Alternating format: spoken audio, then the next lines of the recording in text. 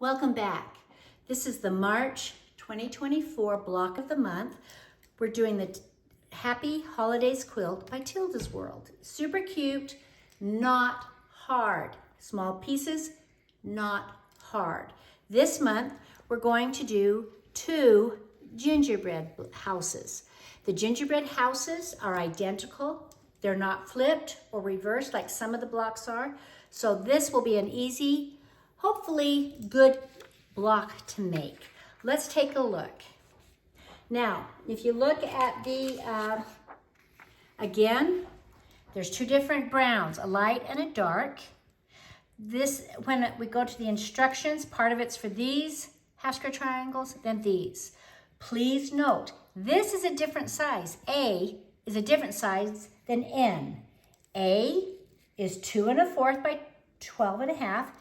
N piece, this background piece, is 2 by 12 1/2. Do not get them mixed up. So let's go forward. So here's all your cutting instructions and sizes.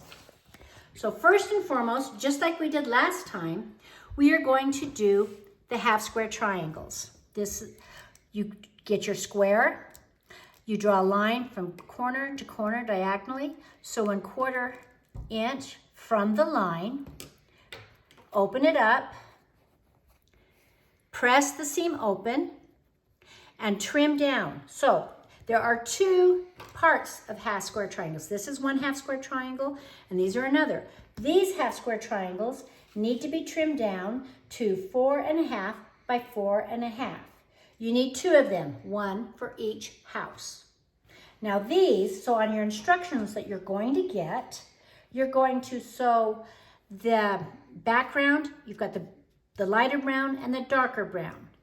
Again, half square triangles, so on either side. These you're going to trim down to 1 1/2 by 1 1/2. We are pressing all of our seams open. We are sewing them next to each other. You will have 8 here, and that will be number 2, and you'll have 4 here.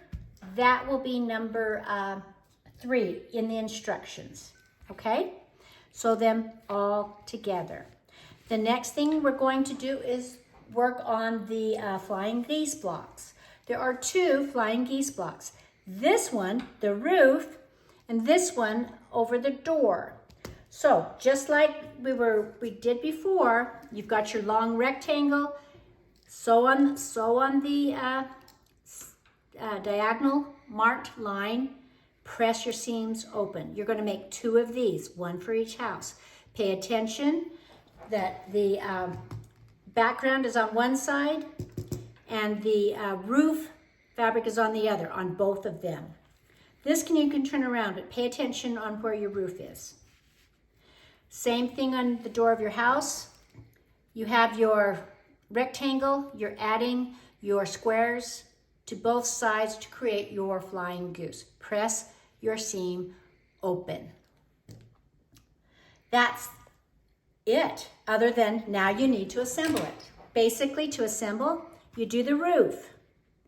Here, press your seam open. Here, you've attached them all together. Your seams are pressed open. Then you do your window section. You sew both sides together. I would sew outwards towards the brown because there's no seam messing with it. Then you sew the top and the bottom. So you've got your windows, okay? Again, I would press towards the light. Press towards the brown in all of those. Then you need to add the top of the door to the door itself. Press it to the door. Okay. And then you add both sides. Press to both sides. Then you're just sewing sections together. The door to the window section. Then you're going to sew the roof line on top of this, and then this on top of that. I've got one a little bit further along. And again, you're just sewing them together making them happy.